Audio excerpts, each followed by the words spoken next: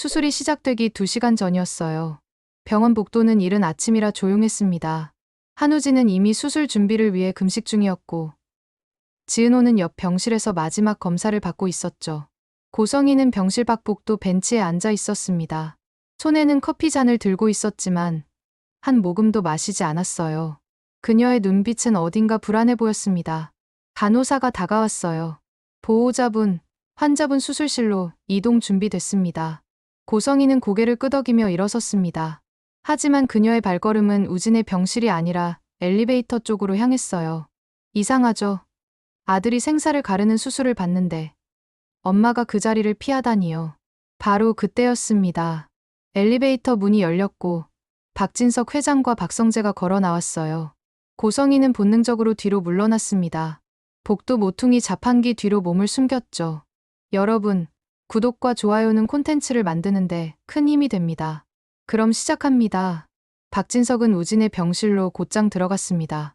고성이는 그 모습을 멀리서 지켜보다가 조용히 병원 밖으로 나갔어요. 복도 끝에서 이 모든 장면을 목격한 사람이 있었습니다. 바로 한우진이었어요. 수술복을 입고 휠체어에 앉아있던 그는 엄마가 자신을 외면하고 떠나는 모습을 똑똑히 봤습니다. 우진은 쓸쓸하게 웃었습니다. 역시나 하는 표정이었죠. 놀랍지도 않았어요. 25년을 함께 살면서 이미 알고 있었으니까요. 이 여자에게 자신은 언제나 두 번째였다는 것을요. 여러분, 이게 바로 고성이라는 사람이에요. 아들보다 자기 비밀이 더 중요한 사람. 참 안타깝죠. 수술실 밖 대기실이었습니다. 수술 중이라는 빨간 불이 켜져 있었어요. 정순이와 강호가 의자에 앉아 기도하듯 손을 모으고 있었습니다. 김다정도 함께였죠. 박진석과 박성재도 조용히 자리를 지키고 있었어요. 하지만 가장 눈에 띄는 사람은 따로 있었습니다. 이지혁이었어요. 청와대 병원 외과 의사인 그는 오늘 비번이었지만 새벽부터 병원에 나와 있었습니다. 수술실 앞 의자에 앉아 있었는데 8시간 내내 단 한 번도 자리를 뜨지 않았어요. 화장실도 가지 않았습니다. 물 한 모금 마시지 않았어요. 그저 수술실 문만 바라보고 있었죠. 정순이가 걱정스럽게 말했습니다. 지혁아, 커피라도 한잔 하렴. 내가 쓰러지면 어쩌려고 그래. 이지혁은 고개를 저었어요. 괜찮습니다. 어머니. 그의 목소리는 차분했지만 손은 떨리고 있었습니다. 무릎 위에 놓인 두 손을 꼭 쥐고 있었는데 손등에 핏줄이 붉어져 있었어요. 오전 9시에 시작된 수술은 오후 5시가 넘어서도 끝나지 않았습니다. 가족들은 점점 불안해졌죠. 강호가 중얼거렸어요. 너무 오래 걸리는 거 아냐? 뭔가 잘못된 건 아니고? 정순이가 남편의 손을 꼭 잡았습니다. 걱정 마. 우리 은호 강한 애야. 꼭 무사히 나올 거야. 이지혁은 두 사람의 대화를 들으며 가슴이 조여왔습니다. 의사인 자신이 누구보다 잘 알고 있었어요. 간 이식 수술이 얼마나 위험한지, 기증자가 겪을 고통이 어느 정도인지요. 그는 속으로 되뇌었습니다. 은호야, 제발, 제발 무사히 나와줘. 내가 없는 세상은 상상할 수도 없어. 오후 5시 47분, 드디어 수술실 빨간 불이 꺼졌습니다. 모두가 벌떡 일어났어요. 이지혁도 자리에서 일어났는데 다리에 힘이 풀려 휘청거렸습니다. 8시간을 앉아 있었더니 다리가 저렸던 거죠. 수술실 문이 열리고 집도의가 나왔습니다. 수술 잘 끝났습니다. 두 분 다 중환자실로 이동합니다. 한숨 돌리는 소리가 여기저기서 터져 나왔어요. 정순이는 그 자리에서 주저앉아 울었고 강호가 부축했습니다. 이지혁은 벽에 기대 서서 눈을 감았습니다. 눈가가 촉촉했어요. 여러분, 사랑이 뭘까요? 이게 바로 사랑 아닐까요? 자기 일도 아닌데 8시간을 한자리에서 기다리는 마음, 그 사람이 무사하길 바라는 간절함. 이지혁의 마음이 바로 그랬습니다. 수술은 성공했지만 회복은 쉽지 않았어요. 한우진은 3일 만에 깨어났습니다. 중환자실에서 일반 병실로 옮겨졌고 일주일 후에는 복도를 천천히 걸을 수 있을 정도가 됐죠. 하지만 지은호는 달랐습니다. 일주일이 지나도 깨어나지 않았어요. 중환자실 침대에 누운 채 여러 기계에 연결되어 있었습니다. 심전도 소리만 규칙적으로 울리고 있었죠. 의사들은 걱정했습니다. 수술 자체는 성공적이었는데 왜 회복이 이렇게 더딘지 모르겠습니다. 정순이는 매일 병원에 와서 딸의 손을 잡고 기도했어요. 강호도 퇴근 후 매일 들렀고요. 하지만 가장 오래 머무는 사람은 이지혁이었습니다. 그는 자신의 진료 시간이 끝나면 곧장 중환자실로 왔어요. 면회 시간이 아니어도 의사 신분증으로 들어갈 수 있었거든요. 간호사들이 수군거렸습니다. 이 선생님, 요즘 매일 치료실 가시네. 환자분이랑 무슨 사이래요? 모르겠어. 근데 저렇게 지극정성인 걸 보면. 이지혁은 은호의 침대 옆 의자에 앉아서 그녀를 지켜봤습니다. 때로는 차트를 확인했고, 때로는 그냥 말없이 앉아 있었어요. 어느 날 밤이었습니다. 이지혁이 조용히 말을 걸었어요. 은호야, 나야. 지혁이. 대답은 없었습니다. 심전도 소리만 규칙적으로 울렸죠. 너 깨어나야 해. 다들 기다리고 있어. 어머니, 아버지, 오빠, 그리고 나도. 이지혁의 목소리가 떨렸습니다. 대학교 때 기억나? 내가 나한테 고백했을 때. 나 거절했잖아. 그때 내가 정말 바보였어. 그는 은호의 손을 잡았습니다. 그때는 몰랐어. 내가 내 인생에서 얼마나 소중한 사람인지. 내가 없으면 내가 얼마나 공허할지. 눈물이 뺨을 타고 흘러내렸어요. 제발 깨어나줘. 내가 제대로 고백할 기회를 줘. 제발. 바로 그때였습니다. 은호의 손가락이 미세하게 움직였어요. 이지혁은 숨을 멈췄습니다. 자기가 잘못 본 건가 싶어서 눈을 비비고 다시 봤죠. 또 움직였습니다. 이번엔 확실했어요. 은호야? 은호야. 은호의 눈꺼풀이 천천히 떨리기 시작했습니다. 그리고 조금씩, 아주 조금씩 눈을 떴어요. 흐릿한 시야에 이지혁의 얼굴이 보였습니다. 지혁. 선배. 목소리는 거의 들리지 않을 정도로 작았지만 분명히 말했어요. 이지혁은 그 자리에서 울음을 터뜨렸습니다. 의사로서 환자 앞에서 우는 건 프로답지 못한 행동이라는 걸 알았지만 참을 수가 없었어요. 깨어났구나. 정말 깨어났구나. 그는 은호의 손을 두 손으로 감싸 쥐고 이마에 대고 울었습니다. 여러분, 이 장면 상상이 되시나요? 얼마나 감동적이었을까요? 10일을 기다린 사람의 기쁨이 어떨지 느껴지시죠? 한편, 고성이는 다른 생각을 하고 있었습니다. 우진의 수술이 성공했다는 소식을 듣자마자 그녀가 가장 먼저 한 일은 뭐였을까요? 아들 병문안이 아니었어요. 그녀는 혼자 조용한 카페에 앉아 전화를 걸었습니다. 흥신소죠. 저번에 의뢰했던 건 어떻게 됐어요? 전화 너머로 남자의 목소리가 들렸어요. 아직 기회를 못 잡았습니다. 대상자가 워낙 조심스럽게 움직여서요. 고성이의 얼굴이 굳어졌습니다. 돈은 2배로 줄게요. 확실하게 처리해요. 2배요? 그 정도면. 알겠습니다. 전화를 끊은 고성이는 커피를 한 모금 마셨습니다. 손이 떨리지 않았어요. 표정도 평온했죠. 여러분, 무서운 사람이죠. 이 여자는 말이에요. 누군가를 해치는 일을 마치 저녁 메뉴를 정하는 것처럼 쉽게 결정해요. 고성이가 노리는 사람은 바로 이지환이었습니다. 박영라의 운전기사이자 웹툰 작업 파트너인 이지환. 그가 박영라 곁에 있는 한 딸이 웹툰 작가의 길을 포기하지 않을 거라고 판단한 거예요. 고성이는 웹툰 작가가 무슨 직업이냐며 경멸했습니다. 딸은 재벌가 며느리로 시집가야 하는데 무슨 웹툰이냐는 거였죠. 며칠 후였습니다. 이지환은 박영라의 새 작업실 근처에서 차를 세워두고 기다리고 있었어요. 평소처럼 조용한 골목이었습니다. 그때 오토바이 한 대가 골목 입구에 나타났어요. 헬멧을 쓴 남자가 천천히 다가왔죠. 이지환은 백미러로 오토바이를 확인했습니다. 뭔가 이상했어요. 골목이 막다른 길인데 오토바이가 들어올 이유가 없었거든요. 본능적으로 느꼈습니다. 위험하다고요. 이지환은 차에서 내렸습니다. 오토바이 남자와 눈이 마주쳤죠.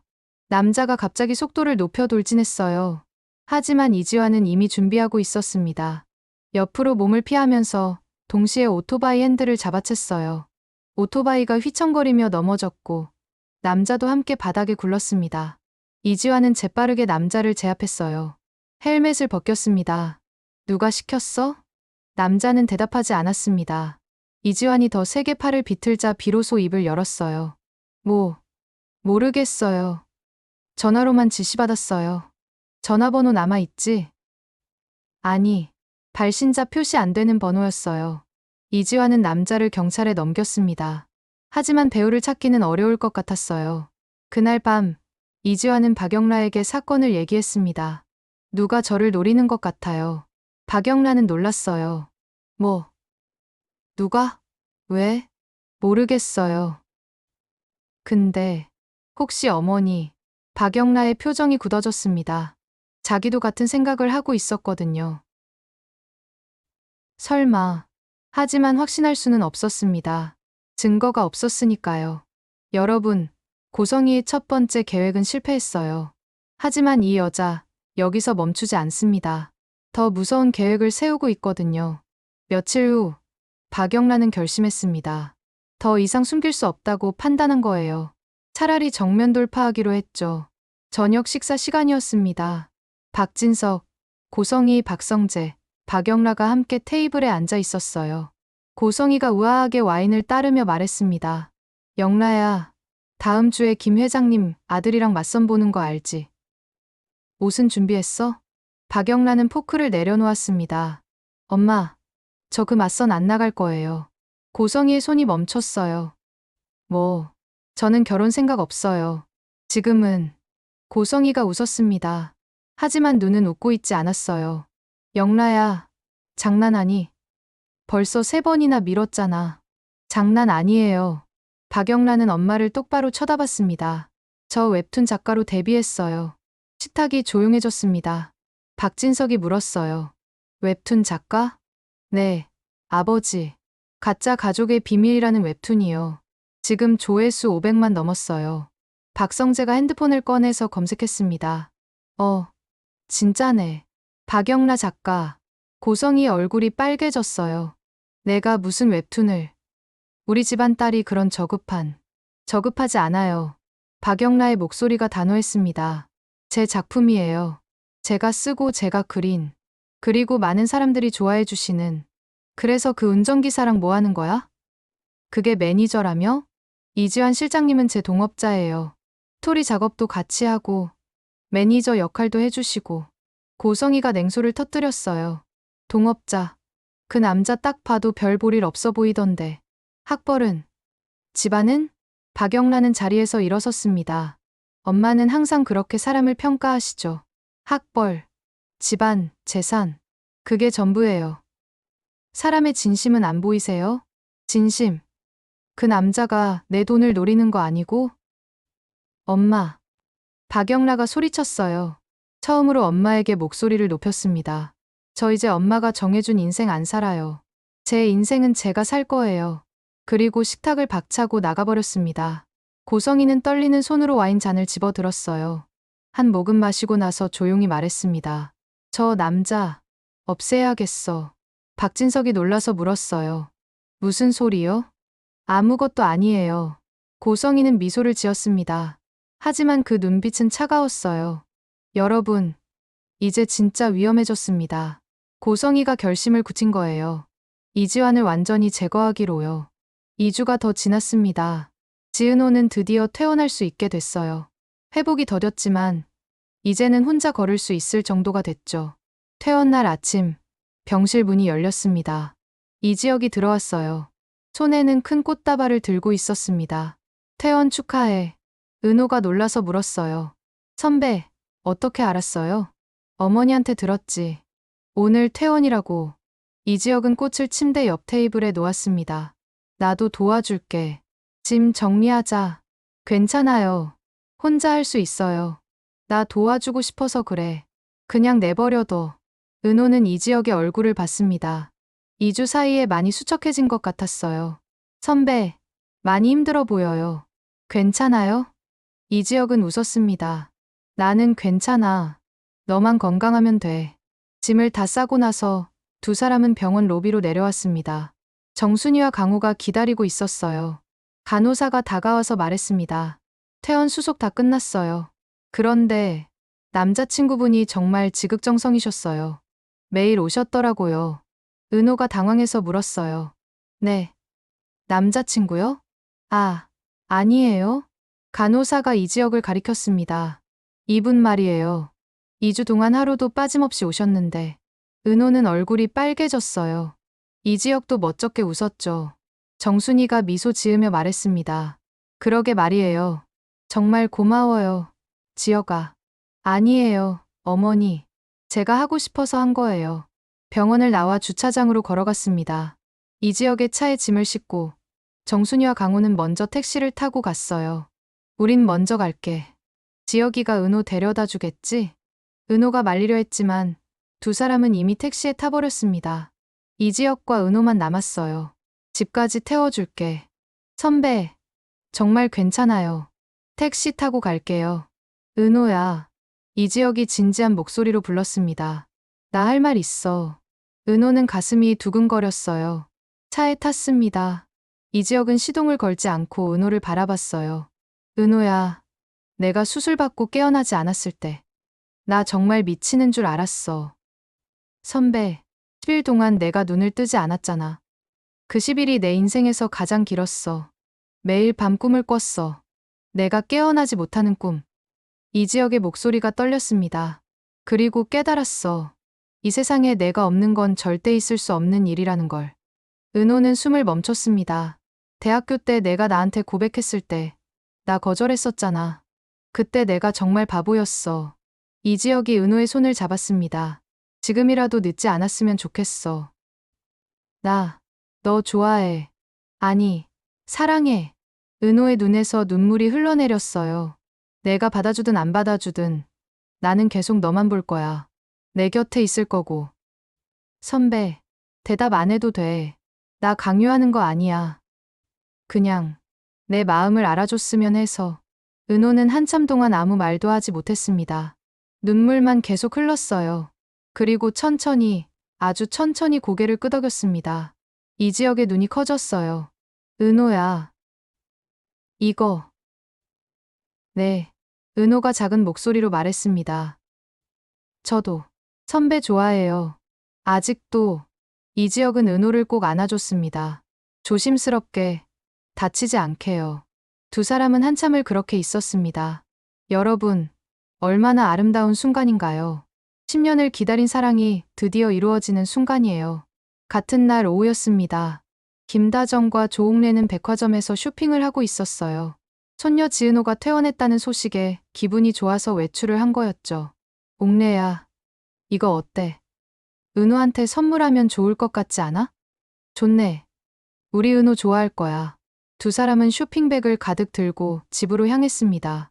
횡단보도를 건너고 있었어요. 파란불이었습니다. 그때였습니다. 갑자기 차 한 대가 빠른 속도로 달려왔어요. 위험해.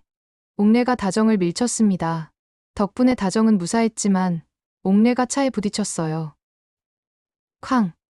옥래가 바닥에 쓰러졌습니다. 다정도 넘어지면서 팔을 다쳤어요. 주변 사람들이 비명을 질렀고 누군가 119에 신고했습니다. 차는 그대로 도망갔어요. 병원에서 연락이 왔을 때 이상철은 일터에 있었습니다. 환자 보호자분이세요? 부인께서 교통사고를. 이상철은 공구를 떨어뜨렸습니다. 네. 뭐라고요? 급하게 병원으로 달려갔어요. 응급실에는 다정과 옥래가 나란히 누워 있었습니다. 다정은 팔에 깁스를 하고 있었고 옥래는 다리를 다쳤어요. 여보. 이상철이 다정의 손을 잡았습니다. 괜찮아요. 많이 아파요? 괜찮아. 큰 부상은 아니래. 하지만 의사의 말은 달랐어요. 김다정 씨는 팔 골절이라 최소 6주는 깁스를 해야 합니다. 일은 당분간 못하실 거예요. 이상철의 얼굴이 굳어졌습니다. 일이요? 무슨 일을요? 의사가 이상하다는 표정으로 물었어요. 모르세요? 부인께서 편의점에서 일하신다고. 이상철은 충격을 받았습니다. 아내가 몰래 일을 하고 있었다는 것을요. 병실로 옮긴 후 이상철은 아내 옆에 앉았습니다. 여보, 편의점에서 일했어요? 다정은 고개를 돌렸습니다. 미안해요. 왜 말 안 했어요? 당신이 걱정할까봐. 그리고 자존심 상할까봐. 이상철은 아내의 손을 꼭 잡았습니다. 나 때문에 당신이 고생한 거네요. 아니에요. 내가 하고 싶어서 한 거예요. 다정의 눈에서 눈물이 흘렀어요. 저녁에 가족들이 모두 모였습니다. 지은호, 이수빈, 이지환, 이지혁까지. 이상철은 가족들 앞에서 말했습니다. 오늘 알았어요. 엄마가 몰래 일을 하고 계셨다는 거. 지은호가 놀라서 물었어요. 엄마가요? 그래. 그리고 나도 오늘 처음 알았어. 너희들도 다들 일을 하고 있었다는 거. 이지환이 고개를 숙였습니다. 죄송해요, 아버지. 미안할 것 없어. 이상철의 목소리가 떨렸습니다. 미안한 건 나야. 내가 가장이면서 가족들을 제대로 챙기지 못했어. 아버지, 그게 아니에요. 지은호가 말했습니다. 우리가 하고 싶어서 한 거예요. 가족이니까. 이상철은 눈물을 닦았습니다. 고맙다. 너희가 있어서. 정말 든든해. 그리고 다정을 바라봤어요. 여보, 이번엔 내가 챙길게. 당신이 좀 쉬어요. 다정이 웃으며 고개를 끄덕였습니다. 다음 날부터 이상철은 달라졌어요. 평생 부엌에 들어가 본 적 없는 사람이 앞치마를 두르고 요리를 시작했습니다. 서툴렀지만 정성껏 했어요. 이지환과 이지혁도 도왔습니다. 아버지, 이제 집안일은 저희가 할게요. 가족이 힘을 합쳤습니다. 여러분, 이게 바로 가족이에요. 위기가 왔을 때 더 단단해지는 것, 서로를 더 소중하게 여기게 되는 것. 아름답죠? 한편, 박성재와 이수빈의 관계는 점점 깊어지고 있었습니다. 처음엔 조심스러웠어요. 가족들 몰래 만나고 데이트도 멀리 가서 했죠. 하지만 사랑하는 마음을 숨기기란 쉽지 않았습니다. 어느 날 저녁, 성재가 수빈을 집까지 데려다 주고 있었어요. 집 앞 골목에서 차를 세웠습니다. 오늘 정말 즐거웠어. 나도. 다음엔 언제 봐? 다음 주? 너무 늦잖아. 성재가 웃었습니다. 그럼 내일? 응. 두 사람은 웃으며 서로를 바라봤어요. 성재가 조심스럽게 수빈의 손을 잡았습니다. 수빈아, 나 너 정말 좋아해. 나도. 그때였습니다. 어머, 이게 누구야? 조옥래였어요. 지팡이를 짚고 걸어오고 있었습니다. 다리를 다쳐서 깁스를 했는데도 산책을 나온 거였죠. 수빈이 화들짝 놀라서 손을 뗐어요. 할머니, 호, 놀랐네. 누구랑 손잡고 있었어? 성재가 차에서 내렸습니다. 안녕하세요, 할머니. 아이고, 이 잘생긴 청년이 누구야? 옥내는 두 사람을 번갈아 보며 웃었어요. 우리 수빈이 남자친구니? 할머니. 수빈이 당황해서 말렸지만 옥내는 계속 웃었습니다. 괜찮아, 괜찮아. 할머니는 비밀 지킬 줄 알아. 옥내가 수빈의 손을 꼭 잡았어요. 좋은 사람 만났구나. 할머니가 보기엔 착해 보이는데. 성재가 공손하게 인사했습니다. 잘 부탁드립니다. 할머니. 호호. 그래, 그래. 우리 수빈이 잘 부탁해. 옥내는 그렇게 말하고는 집으로 들어갔어요. 수빈이 한숨을 쉬었습니다. 어떡해. 할머니가 알았어. 괜찮아. 할머니 좋은 분 같은데. 그래도. 하지만 비밀은 거기서 끝나지 않았습니다. 며칠 후, 이지환도 눈치를 챘어요. 성재가 집에 수빈을 만나러 왔을 때 우연히 마주친 거죠. 수빈아, 누구세요? 아, 오빠. 이분은, 안녕하세요. 박성재입니다. 이지환의 눈이 커졌어요. 박성재. 그 박성재요? 박진석 회장 아드님? 네. 이지환은 수빈을 빤히 쳐다봤습니다. 수빈아, 너 혹시, 오빠, 나중에 얘기할게. 수빈이 급하게 성재를 끌고 밖으로 나갔어요. 이지환은 멍하니 서 있었습니다. 우리 수빈이가 재벌 아들이랑 그리고 며칠 후엔 김다정도 알게 됐습니다. 수빈의 핸드폰에서 성재의 문자가 온 걸 우연히 본 거예요. 수빈아, 이 박성재라는 사람이 누구니? 엄마. 그게, 다정은 딸의 얼굴을 보고 바로 알았습니다. 혹시, 남자친구? 수빈이 고개를 끄덕였어요. 응. 미안해. 엄마. 말 안 하고. 괜찮아. 근데 이 사람, 혹시 그 박진석 회장 아들? 어떻게 알았어? 다정은 한숨을 쉬었습니다. 어머나, 우리 수빈이가 큰 거 했네. 하지만 화내지 않았어요. 딸이 행복해 보였거든요. 좋은 사람이야? 응, 정말 좋은 사람이야. 그럼 됐어. 다정이 딸을 안아줬습니다. 엄마는 내가 행복하면 그게 제일 중요해. 이렇게 하나씩 하나씩 비밀의 벽이 무너지고 있었습니다. 그리고 마침막 벽이 남았어요. 바로 이상철이었습니다. 어느 날 밤이었습니다. 성재와 수빈은 데이트를 마치고 집 앞 골목에 서 있었어요. 오늘도 즐거웠어. 나도. 조심히 들어가. 두 사람은 헤어지기 아쉬워서 골목에서 계속 서성이고 있었습니다. 성재가 수빈을 안아줬어요. 다음엔 언제 볼까? 모레? 좋아. 두 사람은 포옹한 채 서 있었습니다. 바로 그때였어요. 수빈아? 익숙한 목소리가 들렸습니다. 두 사람은 깜짝 놀라서 떨어졌어요. 이상철이었습니다. 밤늦게 산책을 나왔다가 우연히 본 거였죠. 아버지. 수빈의 얼굴이 하얗게 질렸습니다. 이상철은 두 사람을 번갈아 보며 물었어요. 이게 무슨 상황이니? 성재가 앞으로 나섰습니다. 안녕하세요. 저는 박성재라고 합니다. 박성재? 이상철의 눈이 커졌어요. 그 이름을 들어본 적이 있었거든요. 혹시 박진석 회장 아드님? 네, 맞습니다.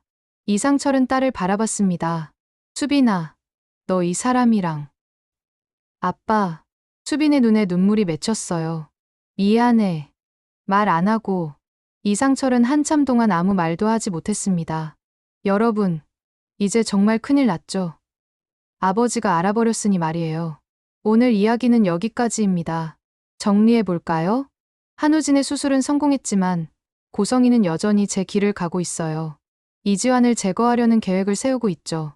이지혁과 지은호는 드디어 서로의 마음을 확인했습니다. 10년을 기다린 사랑이 이루어진 거예요. 김다정과 조옥래는 교통사고를 당했지만 이를 계기로 가족들이 더 단단해졌어요. 이상철도 변화하기 시작했고요. 그리고 박성재와 이수빈의 비밀이 드디어 이상철에게까지 들통났습니다. 다음 이야기가 궁금하시죠? 이상철은 어떤 반응을 하며 재벌 아들과 자기 딸의 관계를 인정할까요? 반대할까요? 고성이의 두 번째 계획은 성공할까요? 이지환은 무사할까요? 그리고 이지혁과 은호의 사랑은 어떻게 발전할까요? 모든 답은 다음 이야기에서 만나보실 수 있습니다. 여러분, 오늘도 제 이야기 들어주셔서 정말 감사합니다. 구독, 좋아요, 알림 설정으로 다음에 또 재미있는 이야기로 찾아뵙겠습니다. 건강하시고 행복하세요.